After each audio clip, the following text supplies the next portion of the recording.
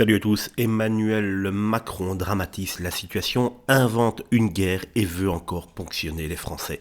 Voilà donc le résumé brutal de son discours d'hier soir. Avec un ton grave et martial, le président a voulu jouer les chefs de guerre, parlant d'une Europe menacée, d'une Russie à nos portes et d'un engagement encore plus fort en Ukraine. Mais qui croit encore véritablement à cette mise en scène? Le conflit touche à sa fin. Un accord est sur la table et pourtant, Macron continue d'agiter l'épouvantail de la guerre. Pourquoi ?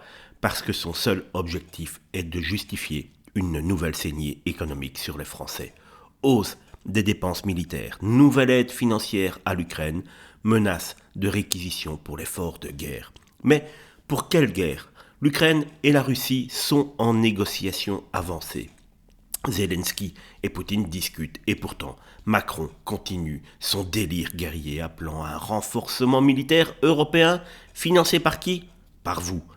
Tout est prétexte pour nous faire payer. Le carburant explose, les impôts s'accumulent, les retraites sont menacées et au lieu de défendre les Français, Macron joue aux stratèges militaires sur du vent.